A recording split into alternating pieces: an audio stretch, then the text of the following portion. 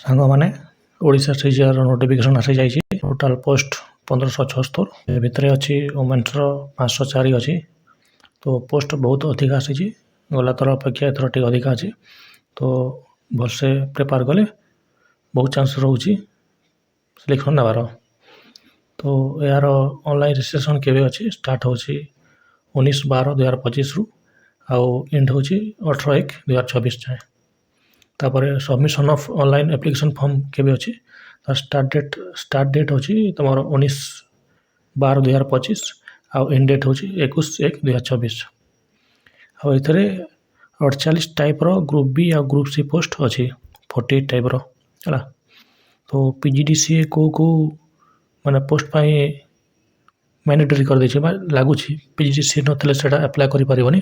ତ ଦେଖନ୍ତୁ ସେଇଟା ଟିକେ କମନ୍ କ୍ୟାଡର ଅଡ଼ିଟର, ତାପରେ auditor under state transport authority, ତାପରେ auditor under director of industry. ଏ 3ଟା ପୋଷ୍ଟ ପାଇଁ PGDCA ମାଗୁଛି। ତ ଆପଣଙ୍କ ପାଖରେ ଯଦି ଅଛି ତାହେଲେ ଏଥିରେ ଆପ୍ଲାଏ କରିବ, ଆଉ ଯଦି ନାହିଁ ତାହେଲେ ଅଲଗା ଯେଉଁ ପୋଷ୍ଟ ଗୁଡ଼ାକ ଅଛି 48 ଟାଇପ୍ର ସେଥିରେ ଅଲଗା ଏଥିରେ ଆପ୍ଲାଏ କରିବ। ତ ସେଇଟା ଦେଖିକି ଆପ୍ଲାଏ କରିଦେବ। ତ ଏଜ୍ କେତେ ମାଗୁଛି? ଏଜ୍ଟା 21ରୁ 42 ଅଛି। ଆଉ ଟେଣ୍ଟେଟିଭ୍ ଏକ୍ଜାମ୍ ଡେଟ୍ କେବେ ହେବ? ସେଇଟା ଲେଖା ହେଇଛି ତ ଫେବୃଆରୀରୁ ମାର୍ଚ୍ଚ ଭିତରେ ହେବ ବୋଲିକରି। ଫେବୃଆରୀ-ମାର୍ଚ୍ଚ 2026 ଯାଏଁ ସେ ଭିତରେ ହେବ ବୋଲି ଲେଖା ହେଇଛି, କିନ୍ତୁ ମୋତେ ଲାଗୁନି ସେଇଟା ସେ ଭିତରେ ହେବ। ତ ମୋତେ ଲାଗୁଛି ଏପ୍ରିଲ 2026 ପରେ ହିଁ ହେବ। ଏପ୍ରିଲ 2026 ଅନୱାର୍ଡ଼ସ୍ ତାର ଚାନ୍ସ ରହୁଛି। ତାପରେ ସିଲାବସ୍ ଟିକେ ଦେଖିବା। ପ୍ରିଲିମିନାର ସିଲାବସ୍ କ'ଣ ଅଛି? ପ୍ରିଲିମିନାର ଅଛି, ଆରିଥମେଟିକ୍ ଅଛି, DI ଅଛି, ରିଜନିଂ ଅଛି, କରେଣ୍ଟ ଆଫେୟାର ଅଛି, କମ୍ପ୍ୟୁଟର ଅଛି, ଆଉ ଓଡ଼ିଶା ଜିକେ ଅଛି। ତ ଓଡ଼ିଶା ଜିକେରେ ସେ 4ଟା ପାର୍ଟ ଇନକ୍ଲୁଡ଼ କରିଛି। ସେଗୁଡ଼ାକ ହେଲା ଇକୋନୋମି ଯେଉଁଟା, history, geography, heritage and culture.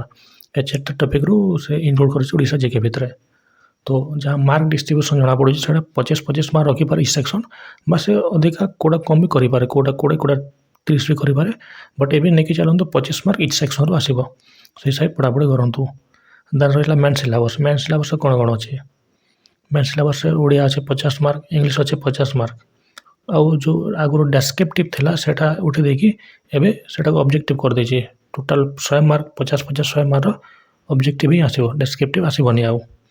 Then general studies ଆସିବ 100 ମାର୍କ। ସେଥିରେ ଓଡ଼ିଶା ଆଉ ଇଣ୍ଡିଆ ଜିକେ ସବୁ ଇନକ୍ଲୁଡ଼ ହେଇକି ଆସିବ। ଜିଓଗ୍ରାଫିର ୱାର୍ଲଡ଼ ଜିଓଗ୍ରାଫି ବି ଆସିବ। ସେତିକି ଅଛି। ଦେନ୍ ମ୍ୟାଥମେଟିକ୍ସଟା କେବଳ ଅଡ଼ିଟର ପୋଷ୍ଟ ପାଇଁ ଇନକ୍ଲୁଡ଼ ଅଛି। ସେଇଟା ଆପଣ ଦେଇପାରିବେ ନ ଦେଇପାରିବେ ସେଇଟା ଅପସନାଲ୍। ସେଇଟା ଆପଣଙ୍କ ଉପରେ ଡିପେଣ୍ଡ କରିବ। ଯଦି ମ୍ୟାଥମେଟିକ୍ସ ହେଉଛି ଠିକ୍ ଅଛି, ନହେଲେ ନାହିଁ। ସେଇଟା କୌଣସି କମ୍ପଲସରି ନୁହଁ ମ୍ୟାଥମେଟିକ୍ସଟା। ଦେନ୍ କମ୍ପ୍ୟୁଟର ସ୍କିଲ୍ ଟେଷ୍ଟ ଅଛି। ଏ ଯଦି ତିନିଟା ଯେଉଁ ସର୍ଟରେ ସେଇଟା ପାସ୍ ହେଲା ପରେ କମ୍ପ୍ୟୁଟର ସ୍କିଲ୍ ଟେଷ୍ଟ ଅଛି। ଆଣ୍ଡ ଦେନ୍ ରହିଲା ଓଡ଼ିଶା ଜିକେ ପାଇଁ କେଉଁ ବହିଟା ରେଫର୍ କରିବେ? ଓଡ଼ିଶା ଜିକେ ପାଇଁ ନୋ ୟୋର୍ ଷ୍ଟେଟ୍ ଓଡ଼ିଶା ଯେଉଁ ବୁକ୍ଟା ଅଛି ସେଇଟା ବେଟର୍ ରହିବ।